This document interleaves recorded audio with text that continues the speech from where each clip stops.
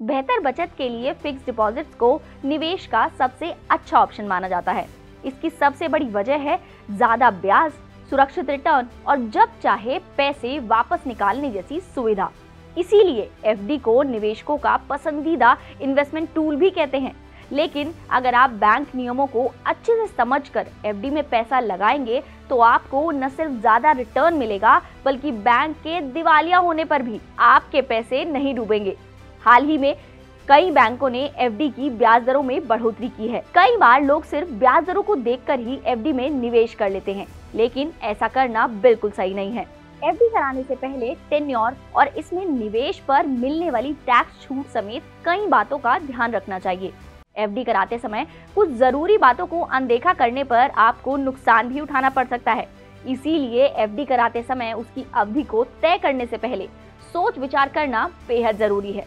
ऐसा हम इसलिए कह रहे हैं क्योंकि अगर निवेशक मैच्योरिटी से पहले अपने पैसे को विड्रॉल करता है तो उन्हें जुर्माना भी भरना पड़ सकता है। एफडी मैच्योर होने से पहले उसे ब्रेक करने पर 1% तक की पेनल्टी देनी पड़ेगी।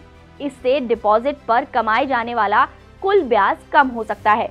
इसीलिए ज्यादा ब्याज के लालच में लॉन्ग टर्म की एफडी करने से बचना चाहिए। और अगर आप किसी एक बैंक से एफडी में 10 लाख रुपए का निवेश करने की योजना बना रहे हैं तो एक से ज्यादा बैंकों में 1 लाख रुपए की 9 एफडी और 50,000 रुपए की 2 एफडी में निवेश करना ज्यादा अच्छा विकल्प है। ऐसा इसलिए क्योंकि अगर आपको पैसों की जरूरत पड़ेगी तो आप अपनी जरूरत के हिसाब से एफडी से पैसा निकाल पाएंगे। और हाँ, आप एफडी पर लोन भी ले सकते हैं। एफडी की वैल्यू का 90% तक आप लोन ले सकते हैं।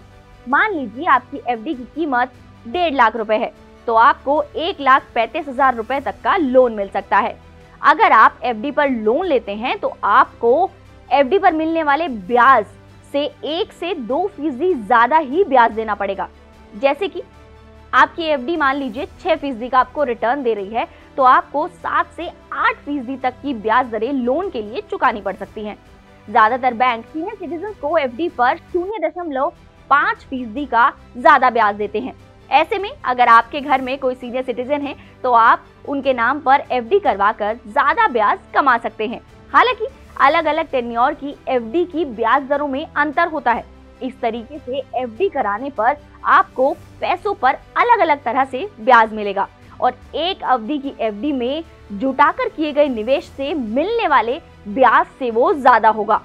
अगर आपने अलग अलग अवधि वाली एफडी में पैसा निवेश किया है तो छोटे इंटरवल पर ही हमारी कोई ना कोई एफडी मैच्योर होती रहेगी और इससे आपको पैसों की किल्लत भी नहीं होगी।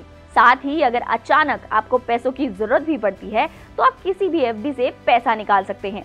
यानी कि आप पैसे को इकट्ठा करके एक एफडी में लगाने की बजाय उसको अलग अलग करके बहुत सारी एफडी में भी लगा सकते हैं। इससे आपको ज्यादा मुनाफा भी होने की उम्मीद है। तो आपको ये वीडियो कैसी लगी हमें कमेंट बॉक्स में जरूर बताइएगा और ऐसी ही कुछ खबरों के लिए आप देखते रहिए जागरण बिजनेस और बने रहिए हमारे साथ।